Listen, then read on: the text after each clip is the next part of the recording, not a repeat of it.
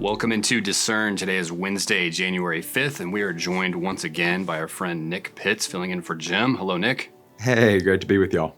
So Nick's been visiting with us this week as we unpack the news. Nick is a senior fellow at the Institute for Global Engagement, and really appreciate your time this week as we've been getting into some topics. Nick, today we're going to visit one that we've hit on in the past, which is mental health, in particular with our youth. But we have the Surgeon General weighing in, and so I want to visit a bit about some notes coming out of that article and that interview and unpack that. So this is from NPR. U.S. Surgeon General Vivek Murthy has a warning about the mental health of young people. Murthy told Morning Edition that children and young adults were already facing a mental health crisis before the coronavirus pandemic began. 1 in 3 high school students reported persistent feelings of sadness or hopelessness, a 40% increase from 2009 to 2019, he said. Suicide rates went up during that time by 57% among youth ages 10 to 24. During the pandemic, rates of anxiety and depression have increased, he said.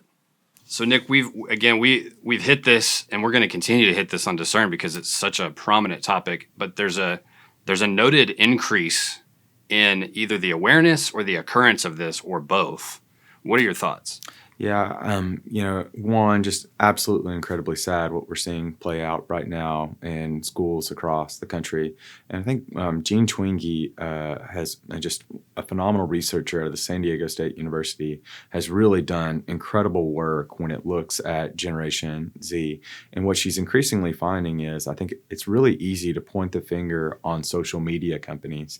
But more often than not, social media companies are simply just platforms and avenues by which individuals can either act in healthy ways or unhealthy ways. And what we're starting to see with students is there's a withdrawal from the larger community in order to be a part of this cyber community that places an unhealthy and unnecessary expectation and emphasis upon it. One of the findings that she found, which I thought is so just revealing, is she found that in 2000, among high school seniors, 84% of high school seniors went out on a date in 2000. When you fast forward that to 2018, that number had dropped down to 54%. And one of the revelations that she's pointing to, the larger findings, is that largely Generation Z is withdrawing away from hanging out with their friends, of dating other individuals, and really starting to find their being and their moving and living by themselves, which can just be problematic. Because as we know from the biblical narrative, like, what is the source of the quarrels and conflicts among you? Is it not your own passions and desires? Yeah, and the Surgeon General in this interview has 3 kind of challenges / areas that we can really focus on as we try to combat what's happening with mental health. So I want to go through those and just kind of get your commentary. And the first is directly related to the platforms of social media that you mentioned. And so here's a quote regarding that. They've got to be transparent with data on the harms and benefits so that we can understand which children in particular are most at risk. But most importantly, we need them in the long term and short term to design platforms that strengthen youth mental health. And he's really speaking specifically to the platform designers and the companies that are hosting these platforms and issuing a bit of a challenge. Yeah, the Wall Street Journal has done incredible work on their Facebook files that talk about just how some of these social media organizations, specifically the Facebook company, have really designed them in such a way to make them very addictive through the notifications that we get, through the sounds, and through the looks of it. But what we also know to be true is that not only are individuals hooked on these, but it's Arthur Brooks has got a great running column over at The Atlantic. He compares it to eating sweets instead of sitting down for a meal.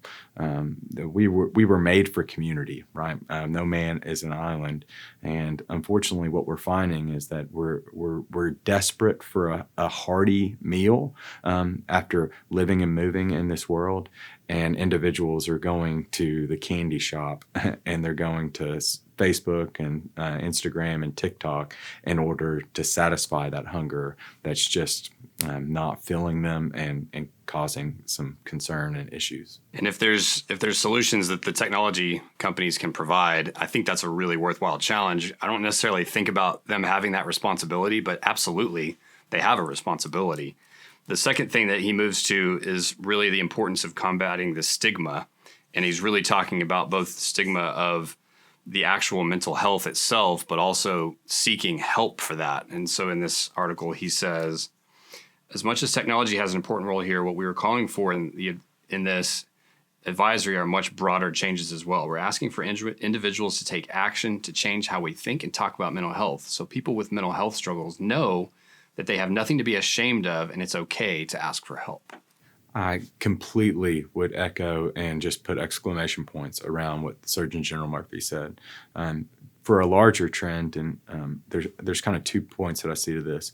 Is one, we're just increasingly seeing Generation Z is disengaging even from those local civic organizations that have played such a pivotal part in so many of our lives. And we always lament the fact that church membership is down, church participation, church numbers are down across the board, across all denominations.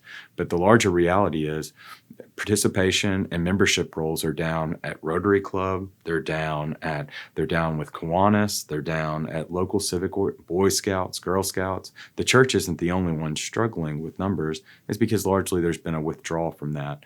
And we know that those civic organizations typically tend to help us and build and inculcate character to help navigate this difficult world that we find ourselves in. But the second piece as well addresses the mental health, which I think we're starting to see, and I think sports figures are playing a role in this, of it's okay if things aren't okay. And if you can't get help from your church or from some of those peers that you have or mentors in those organizations, to go to a professional. That's what they're there for. That's a common good grace of our God to help us to be able to taste and to see and to know that He's good and to experience the fullness of life that He died to give us. Yes, and I love that we're seeing athletes and other prominent celebrities really highlighting this, because you mentioned that withdrawal. And the third point that Surgeon General makes is really about loneliness and how oppressive that can be. And so in the article, he says, as a young child, I was very shy and had a difficult time making friends. And I struggled a lot with loneliness and a sense of isolation with anxiety. Certainly when it came time to go to school, I wasn't nervous about tests. I was nervous about feeling isolated and alone. And so this concept of being alone and being aware of our youth, that they may be in that place, is super critical. Yeah, there's research out that 25 years ago, the average American had 3.6 friends. That number today is around 1.7, 1.8. We just largely don't have as many friends as we used to have. And not only do we not have friends, but individuals would say that they feel lonely. According to a Stigma study, it's upwards of 40% of Americans would say that they just feel lonely. And this isn't just something to lament. We also know that there's health ramifications to this. There's a Harvard study that came out that said if you feel lonely, it's like smoking 15 cigarettes a day. There's significant health ramifications to this. And so, one, we want to continue to encourage individuals, if they're feeling this sadness and this despair, to reach out and to talk to somebody. And then two, to continue to try to strengthen and build some of these organizations that allow for individuals to come together and to be able to realize that life is tough, but it doesn't have to be done alone. Nick, thanks for those practical thoughts. I'm also really grateful that Surgeon General is putting a national spotlight on this, as we just look for ways to continue to combat mental health and to make sure that our kids know that it's okay to have these issues. It's just not okay to stay there. We don't want people to feel alone or isolated, and we want to be able to offer practical steps to give them hope even in this time. We'll be visiting on this topic again as we continue to follow what's happening with mental health in future episodes. Again, I really appreciate your time here, Nick. We'll see everybody back here tomorrow for more on Discern.